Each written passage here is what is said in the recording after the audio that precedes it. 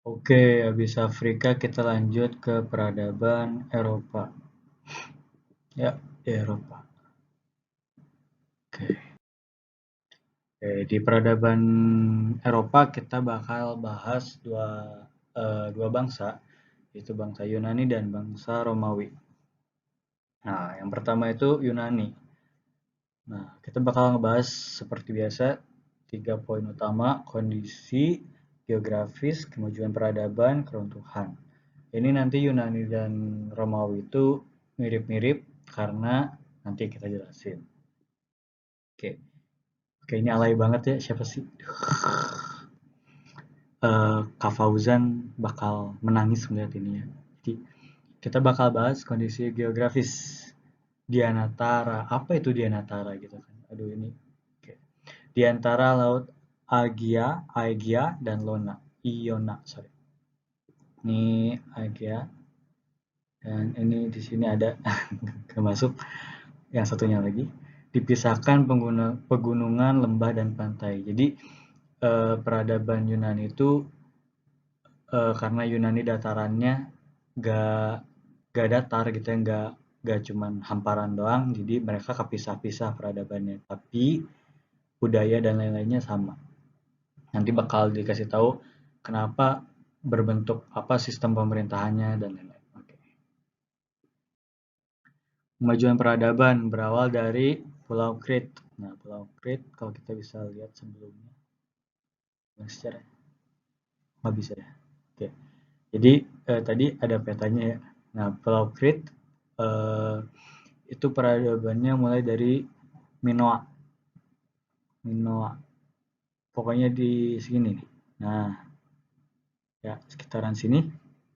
Nah, ini buktinya. Ini ada bekas arsitekturnya mirip-mirip sama yang ada di Athena dan Sparta. Berbentuk negara kota. Maksudnya negara kota tuh gimana? Jadi kalau misalnya kita lihat kota-kota di Yunani itu satu kota aja udah ada benteng dan pemerintahannya beda. Jadi udah ada raja-rajanya sendiri gitu. Cuma nanti rajanya ada raja di atas raja ada raja lagi gitu. Yang paling kuat yang bisa jadi rajanya. Jadi raja paling atas. Gitu. Jadi ada strukturnya di dalam satu kota bisa berbeda eh, bukan ideologi, bukan bisa berbeda sistem sistem politiknya, yang satu demokrasi, yang satu militer, bisa seperti itu. Nah, kalau di Athena itu memakai sistem demokrasi dengan struktur arkon.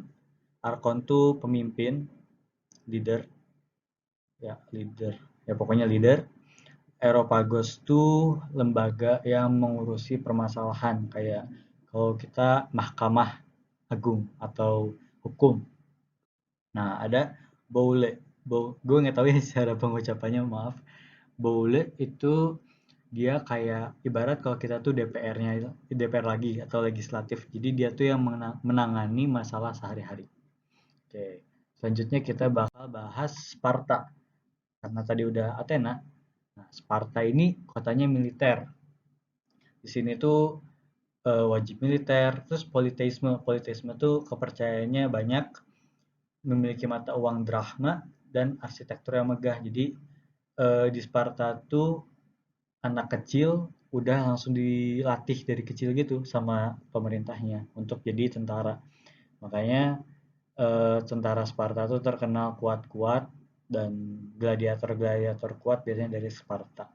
Ini Leonidas, contoh di film film apa ya gue lupa, 300 deh, lupa gue. Ini karena Sparta udah hancur, ini ada sedikit gambaran dari kota Sparta. Oke. Kenapa bisa hancur? Karena ada perang. Perang apa tuh? Nah, perang antara Athena dan Sparta. Karena akhirnya ya beda beda sistem kan mereka tuh. Jadi akhirnya adu adu adu gengsi gitu. Nah, terus ditaklukkan oleh Raja Filipus. Nah, ini perang perang nama perangnya BTW Peloponnesian War. Jadi mulai dari sini kita ya ini bisa kalian lihat sendiri ya strateginya kayak gimana. Yang yang hijau itu Sparta, yang oranye itu Athena. yang ally-nya. Ally itu sekutu. Nah, terus ditaklukkan Raja Filipus II. Nah, ini Raja Filipus II. Ditaklukkan oleh negara Yunani. Nah, kenapa? Kok negara Yunani? Bangsa Romawi. Jadi ditaklukkan oleh bangsa Romawi. Maaf. Nah, jadi kenapa sih bangsa Romawi bangunannya, baju militernya, dan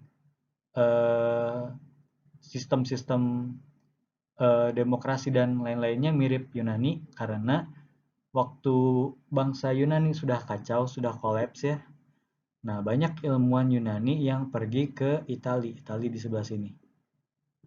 Banyak yang dari mereka yang pergi ke Italia. Nah, akhirnya karena banyak cendekiawan Yunani yang pindah ke Italia, muncullah budaya baru di Italia dan berkembanglah negara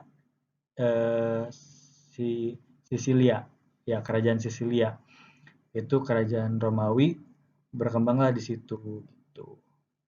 Akhirnya yang tadinya Yunani lebih maju karena cendekiawannya pada pindah ke Italia.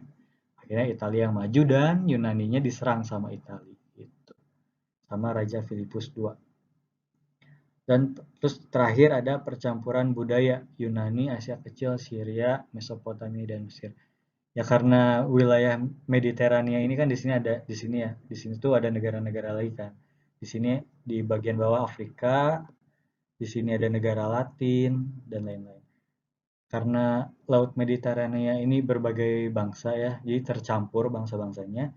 Akhirnya budaya Yunani itu makin lama makin pudar, terutama kepercayaan mereka seperti terhadap Zeus, Poseidon, dan lain-lain.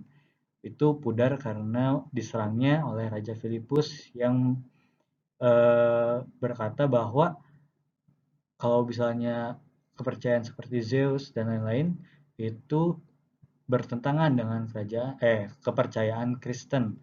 Akhirnya dihapuskan kepercayaan kepada dewa-dewa itu. Nah, terus ada Syria.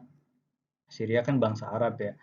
Nah, dia tercampur. Jadi akhirnya budaya Yunani yang kentalnya itu sudah mulai hilang. Tuh. Sekian dari aku. Mohon maaf kalau ada kesalahan. Thank you for watching.